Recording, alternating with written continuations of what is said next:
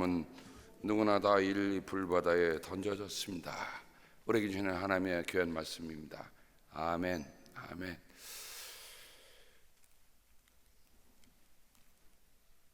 어제 제가 이 오렌지 카운티에 산다고 하는 것이 또 감사한 일 중에 하나가 게리 뮤지엄에 다니면서 느꼈습니다. 1시간 거리면 시대를 초월한, 시대를 막론한 여러 사람들이 남겨놓은 작품을 볼 수 있다고 하는 것이 참 감사했습니다. 처음에는 그 작품을 보면서 어떤 작품은 이거 혹시 카피한 게 아닌가 하고 제가 이리 보고 저리 보기도 했는데 보니까 다 진품들이더라고요. 근데 놀란 것은 그런 오랜 시간이 거쳐도 몇백 년이 지나도 그런 작품들이 그대로 보관되고 있다고 하는 것이 놀랐습니다. 여러분, 작품이란 뜻은 뭡니까? 작품이라는 것은 어떤 사람이 분명히 심혈을 기울여서 남겨놓은 것인데 우리는 그 작품을 보면서 그 작가를 생각하게 됩니다. 그러니까 이 작품을 남겨놓았다고 하는 것이 참 의미가 있고, 또 그 작품을 보면서 이런 생각을 했습니다. 거기에 나타난 여러 작가들이 결국은 자기가 느끼고 자기가 생각한 것을 그곳에 화폭에 옮겨놓은 것을 보게 되었습니다. 종국적으로 가면 우리의 삶이라고 하는 것은 우리가 그리고 있는 하나의 또한 작품입니다. 나는 어떤 작품으로 남을까? 한번 깊이 돌아보는 시간이 되었습니다. 과연 내 작품은 몇백 년을 지나도 남을 수 있는 작품일까?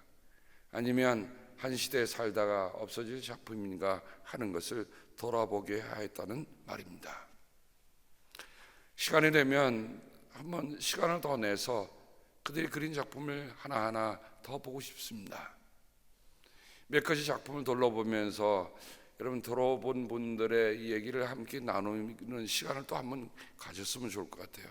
그래서 돌아오는 제자 성서 모임 속에는 그 작품들에 대한 여러분들의 느낌이 어떤지 하는 것을 꼭 물어보고 싶습니다. 여러 가지 작품을 보면서도 그 작품 속에 나타난 어쩌면 저렇게 작품을 그려낼 수 있을까? 저는 막달라 마리아의 눈물을 보았습니다.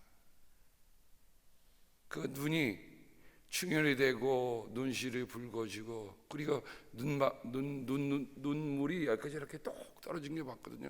그래서 그 옆을 봤더니 막달라 마리아가 회개하면서 하늘의 은혜를 보는 그런 장면입니다. 여러분, 막달라 마리아는 그렇게 정숙한 여인으로 그려져 있지 않습니다. 거기에 보니까 프로스티튜트라고 기록되고 있는 것을 보았어요. 여러분, 여인이 자기의 몸을 팔아서 산다는 것처럼 비참함이 어디 있겠습니까? 그런데 그리스도의 은혜를 알고 나서 그 삶이 바뀌어지는데요, 저는 그 여인의 얼굴 표정 하나하나 정말 때 묻은 얼굴이 아니라 그리스도의 은혜를 받으면서 변화된 그 여인의 모습을 저렇게 그려낼 수 있을까 감탄스러웠어요. 우리의 삶의 작품이라고 하는 것은 바울이 고린도전서 3장 13절 15절 이하에 우리에게 나타나고 있습니다. 조금 거슬러 올라가면 13장 10절에 이렇게 바울은 얘기합니다. 나는 하나님께서 나에게 주신 은혜를 따라 지혜로운 건축가와 같이 기초를 놓았습니다. 그런데 다른 사람이 그 위에다 집을 짓습니다. 그러나 어떻게 집을 지을지 각각 신중히 생각해야 합니다. 여러분, 작가들이 어떤 작품을 만든다고 할 때 또 거기 가보니까 정말 스케치북을 할 수 있도록 그런 자료를 남겨주고 직접 그 안에서 그 조각을 놓고 대생을 하는 사람들을 보게 되었습니다. 대생을 하는 사람들 보는데 몇 사람이 없으세요. 한 4사람 정도 앉아 있는데 거기 앉아갖고 그림을 그리는데요, 저도 그리고 싶더라고요. 시간이 있었으면 앉아서 한번 그리고 싶었어요. 왜냐면 직접 그려보지 않고는 그리는 사람 느낌을 그릴 수 없잖아요. 수많은 유명한 화가들의 그림 속이 전시되어 있는 작품 속에서 내가 앉아서 그림을 그린다고 한다면 나도 그들과 함께 같은 반열이 있다는 거 한번 느낄 수 있을 것 같아요. 그런데 그 그림을 그리는 사람이 가만히 보니까 작품을 심하게 보더라고요. 선부터 막 그린 게 한참 보더니 또 선이 가고, 또 한참 보더니 선을 가고. 바울은 우리의 작품을 그릴 때 각각 신중히 생각하라고 했습니다. 왜 그랬습니까? 한번 그려진 작품은요, 다시 되돌릴 수 없는 겁니다.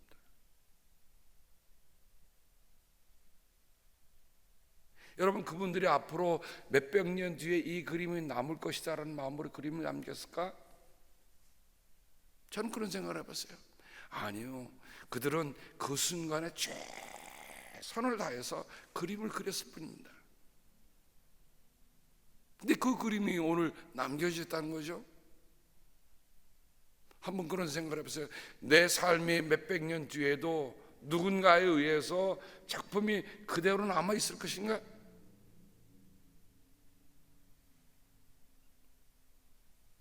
이렇게 신중히 생각하라고 한 바울은 이렇게 또 얘기합니다. 아무도 이미 놓은 기초이신 예수 그리스도밖에 또 다른 기초를 놓을 수 없습니다. 네, 우리의 삶은 예수 그리스도는 기초 위에 집을 짓고 있는 거예요. 누구나 이 기초 위에 금이나 은이나 보석이나 나무나 풀이나 짚으로 집을 지으면 그에 따라 각 사람의 업적이 드러날 것입니다. 그날에 그것을 환히 보여줄 것입니다. 그것은 불에 드러날 것이기 때문입니다. 불이 각 사람의 업적이 어떤 것이든 그걸 검증하여 줄 것입니다. 우리의 삶도 마지막에 꼭 검증을 받는다는 것, 불의 검증을 받는다는 것 한 번쯤 더 깊이 생각하였으면 좋겠습니다. 그냥 사는 삶이 아니고 우리의 삶이 언젠가는 검증을 받을 것이다. 어떤 사람이 만든 작품이 그대로 남으면 그런 상을 받을 것이요, 어떤 사람의 작품이 타버리면 그런 손해를 볼 것입니다. 그러나 그 사람은 구원을 받을 것이지만 불속을 헤치고 나오듯 할 것입니다. 바울은 이처럼 우리가 살아가는 삶 자체 하나를 우리가 어떻게 집을 지을 것인가 하는 것을 신중하게 생각해 보라. 그리고 우리가 지은 작품은 불의 검증을 받을 것이다 라는 것을 얘기를 우리에게 해주고 있습니다. 또 하나, 고린도후서 5장 10절에서 우리는 모두 그리스도의 심판대에 나타나야 합니다. 그리하여 각 사람은 선한 일이든지 악한 일이든지 몸으로 행한 모든 일에 따라 마땅한 보응을 받아야 합니다. 어떻습니까? 우리는 예수님의 구원이라고 하는, 구원의 은혜라고 하는 그 구원의 은혜를 참 감사하지만, 구원은 우리의 행위로 받는 것이 아니지만, 그러나 여기에 보면 사람은 마지막 때에 그 사람의 행한 일로 보응, 상을 받을 것이냐 벌을 받을 것이냐 하는 것이 여전히 남아있다는 겁니다. 쉽게 말하면 이렇게 표현할 수 있습니다. 구원받은 사람의 삶은 달라야 한다는 거예요. 은혜 받은 사람의 삶은 달라야 한다는 겁니다. 내가 정말 예수 그리스도께서 나를 십자가의 그 구속의 은혜로 나를 구속해 주셨다고 한다면, 여러분 한번 생각해 보세요. 누가 자기의 생명을 주고 내 생명을 살려줬다고 한다면 어떻게 살아야겠습니까? 제가 여러분 얼마 전에 실제로 뉴스에 나왔던 것들을 여러분에게 말씀드렸습니다.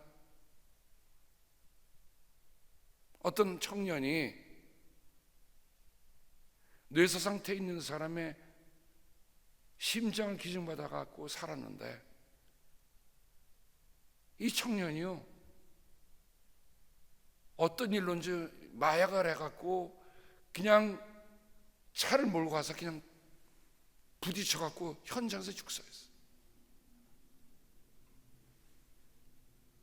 그걸 보니까 그렇게 가슴이 아프더라고요. 그러고 보면 어떻게 됩니까?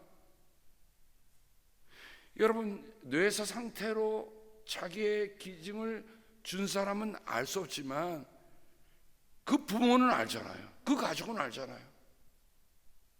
그러면 어떤 마음이 들까요? 내 자식이, 내 형제가 2번 죽었다 생각할 거예요. 우리가 예수님으로부터 구원의 은혜를 받았다고 한다면 구원받은 사람, 은혜 받은 사람의 삶은 달라도 정말 달라야 한다. 쉽게 얘기하면 이렇게 표현하면 좋겠어요. 우리는 삶의 책임이 있습니다. 무슨 책임을 져야 되냐? 예수 그리스도께서 나를 위해서 생명을 이식해서 내가 그 생명을 받아갖고 산다면 생명 받은 사람으로서 2배의 삶을 살아야 돼. 제가 이렇게 얘기하면 무리입니까? 구원의 은혜를 모를 때는 그냥 세상에 살자는 대로 살아도 아무런 문제가 없었습니다. 그런데 내가 구원의 은혜를 체험하고 구원의 삶을 산다면 2배의 삶. 그래서 바울은 이렇게 표현했죠. 그리스도의 남은 고난을 내 몸으로 짊어진다. 그리스도께서 우리를 위해서 못하신 게 어디 있겠어요? 안 하신 게 어디 있겠어요? 다 하셨음에도 불구하고 바울은 그리스도의 남은 고난을 내 몸으로 치우려 간다. 이게 2배의 삶을 사는 거예요.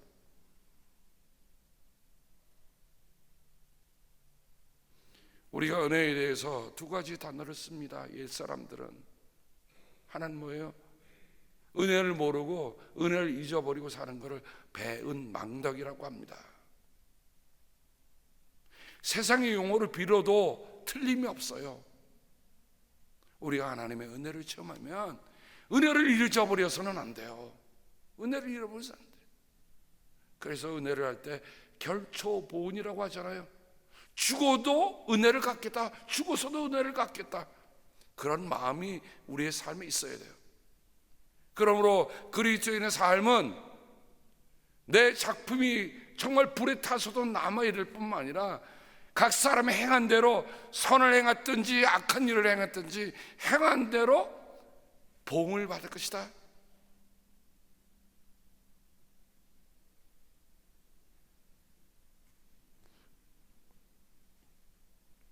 요한계시록 20장에 보면 그래서 무슨 책이 있습니까? 생명책이 있는 겁니다. 기록되어 있다. 내 이름이 기록되어 있다. 제가 생명책이라는 그 단어를 가지고 찬송을 부르더니 오늘 이 아침에 부른 그 찬송 하나밖에 없어요. 여러분, 이 찬송은 통상적으로 어느 때 부르던가요? 장례식 때만 부르는 찬송이 아닌데 마치 장례식 때만 부르는 찬송처럼 우리 밀어놓잖아요. 그러나 살아가면서 여러분, 우리의 삶, 우리의 이름이 하나님의 주님의 생명책에 기록되어 있는가, 기록되었는가, 이런 걸 한번 물어보면서 돌이켜보면 우리의 삶은 그냥 막 살아갈 수가 없는 것임을 우리가 봅니다.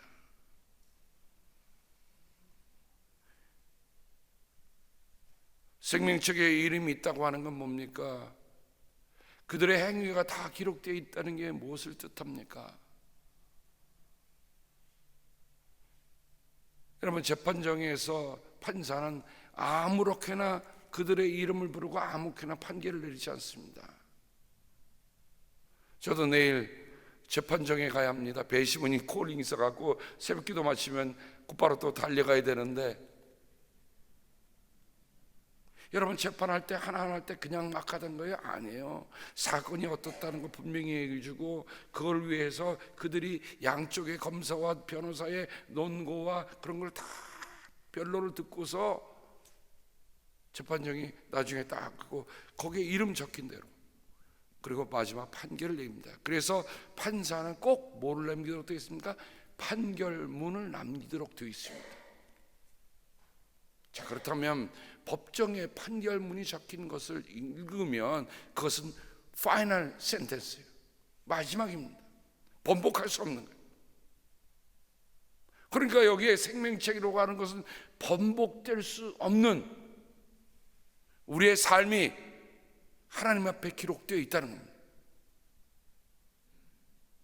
세상의 기록도 기록을 남기는데 신중을 기억하니와 하나님의 책에 기록되는 것은 어떨 것인가 하는 것들을 우리 다시 한번 돌아보게 하는 말씀입니다. 자, 그러면 성경의 행위를 따라 심판을 받는다는 말씀이 어떻게 기록되고 있는가? 특별히 요한계시록에 보면 이 말씀들이 누차 기록되고 있음을 봅니다. 요한계시록 2장 23절, 모든 교회는 내가 사람의 생각과 마음을 살피는 분임을 알게 될 것이다. 나는 너희 각 사람에게 그 행위대로 갚아주겠다. 22장 12절, 보아라 내가 곧 가겠다. 나는 각 사람에게 그 행위대로 갚아주려고 상을 가지고 간다. 시작부터 끝까지 어떻게 한다고요? 행위대로 갚아주겠다. 오늘의 그리스도인들이 다시 한번 개혁할 필요가 있습니다. 얼마 전에 대화를 나누면서 이런 얘기했어요. 이제는 캐톨릭이 개혁해서 우리가 나온 게 개신교라고 얘기했는데 이젠 개신교가 개혁할 때가 온 거예요. 개신교가 어떻게 개혁해야 되는가? 여러분, 정말 하나님이 살아계시고 하나님이 우리의 삶을 다 기록한다고 하면 우리가 이대로 신앙해도 되겠는가? 우리의 모든 목회자들이 특별히 먼저 돌아봐야 돼요. 정말 하나님이 우리의 행위대로 갚아준다고 했는데 주님 앞에 우리가 어떻게 드러날 것인가 하는 것들을 한 번쯤 생각해보고 목회를 할 수 있기를 바라는 마음이 참 커요.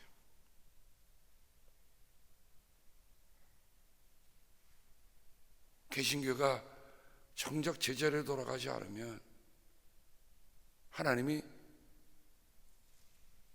또 한 번의 개혁을 일으키실 때가 오리라.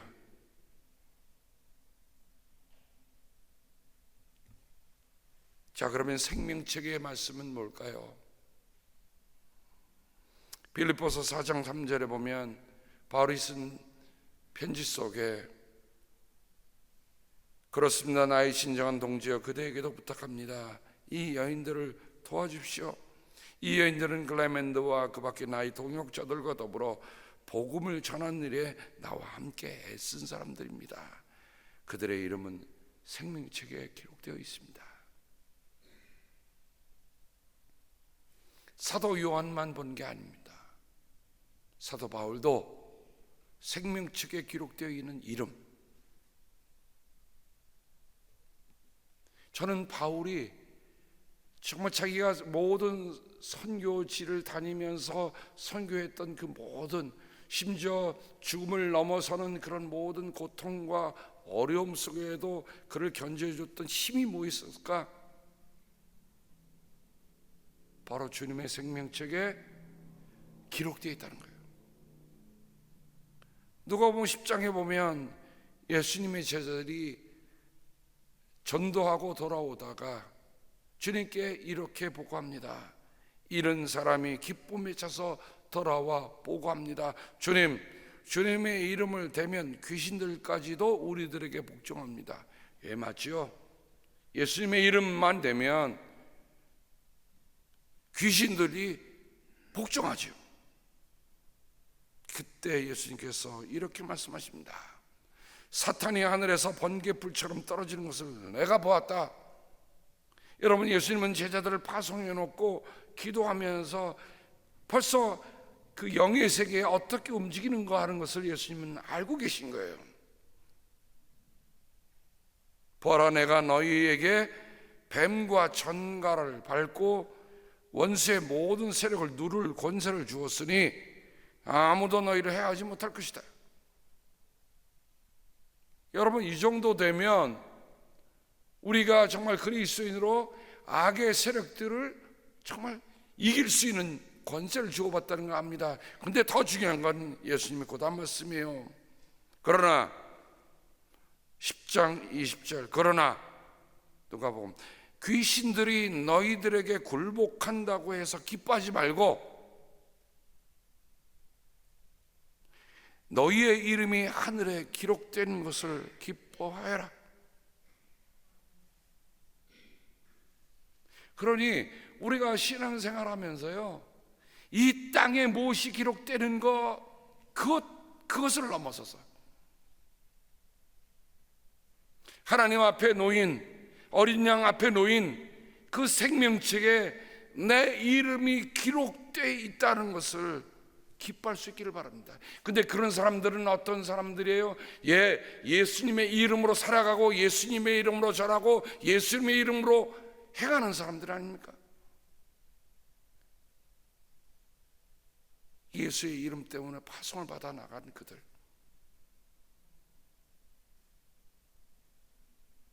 여러분이 우리가 직접 선교제에 나가지 못한다 할지라도 우리는 보내는 선교사가 될 수 있어요.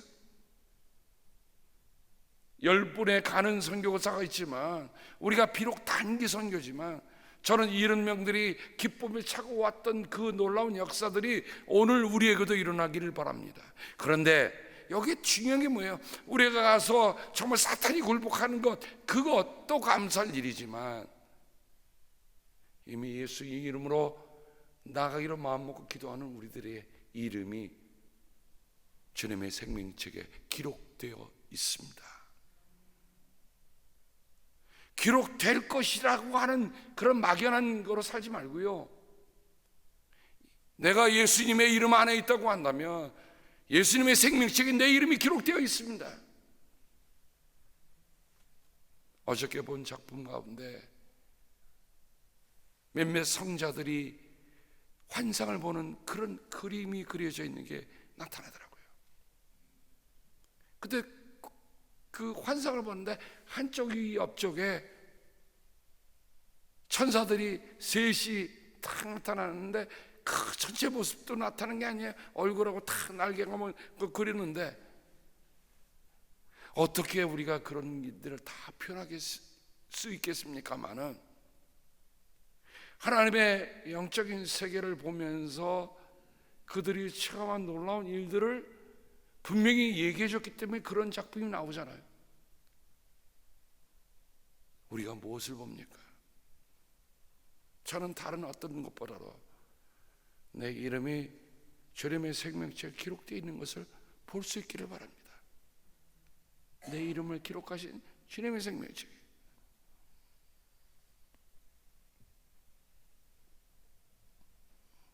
이기는 사람은 이와 같이 흰 옷을 입을 것인데 나는 그의 이름을 생명책에서 지워버리지 않을 것이며 내 아버지 앞과 아버지의 천사들 앞에서 그의 이름을 시인할 것이다.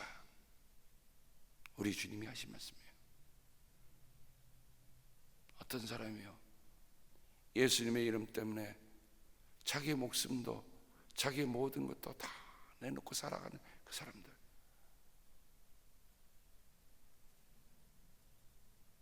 우리가 예수님의 이름 때문에 움직이고 산다고 한다면 주님이 어떻게 하실 것인가? 주님도 가만히 있으시겠어요? 저도 제가 섬김에 살아온 30여 년 동안에 눈만 감으면요 이름 탁 지나가는 얼굴들이 있어요. 주님을 위해서 수고하고 애쓴 분들, 그분들이 다 기억이 나요. 여러분 꼭 큰 일만 기억한다고 생각하지 마세요. 자그만 일 하나도 기억합니다. 그런 일들이 저에게 오늘의 영향력을 줘서 제가 그분들이 살았던, 그분들이 꼭 목사님이든 우리 평신도든 상관없어요. 전 그분들이 제게 보여줬던 신앙의 모습들 저는 그대로 살려고 합니다. 받는 사람보다는 베푸는 사람이 되자, 인사받는 사람보다는 인사하는 사람이 되자. 제가 말씀드렸잖아요. 저를 데려다 주시는 장로님 네 분이 밤 11시 12시쯤 되면 얘기하다가 저희 집에 데려다 주시는데, 데려다 주는 것마다 감사하죠. 꼭 내려서, 여러분 저보다도 인생의 선배이시고 다 분들인데 그걸 배웠어요. 그 저는 차 안에서 인사를 못하겠어요. 배웠으니까. 어떤 분들은 그럽니다. 좀 위신을 지키시오. 아니, 인사하는 게 위신 지키지 않는 겁니까? 저는 그렇게 배우지 않았어요. 우리 온 성도들이 섬기는 마음으로 한 분에게 따뜻하게 인사하고 그런 걸 보여주면요, 다들 보고 아는 거예요. 야, 다르구나. 정말 이곳에 섬기는 이들은 다르구나. 예, 은혜를 받았으니까 달라야죠. 생명책에 기록됐으니까 달라야죠. 살아가는 모든 순간 하나하나들 누가 다 기록하고 누가 다 기억하신다고 했어요? 주님이 다 기억하신다고 했어요. 그러니 이 새벽에 나와 기도하는 것, 우리가 주님 위해서 헌신하고 이거 하는 것, 낡아지지 않은 주머니를 하늘에 둔 거잖아요. 거기에 우리 보내는 일들 하나님 다 기록해 놓으신. 그러니 우리가 두려워서가 아니라, 그렇죠? 두려워서가 아니라 정말 감사해서, 내게 주신 은혜가 감사해서, 나로 하여금 생명책에 기록된 그 은혜가 감사해서 감사로 더 섬겨가는 우리들 모두가 되기를 주님의 이름으로 당부합니다. 기도하겠습니다.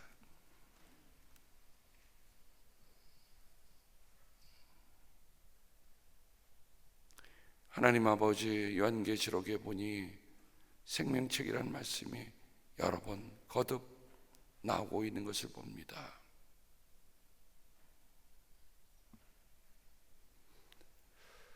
죽으려다가도 생명책에 기록된 사람들은 살 것입니다. 그러므로 우리의 이름이 주님의 생명책에 기록되어 있다는 것, 그 감사함 때문에 기록된 이름이 부끄럽지 않게 살아가는 저희들을 되게 주여 도와 주시옵소서. 주님, 간절히 기도하는 것은 오늘 이 새벽에 나와 함께 기도하는 정말 저희들의 삶이, 우리들의 삶이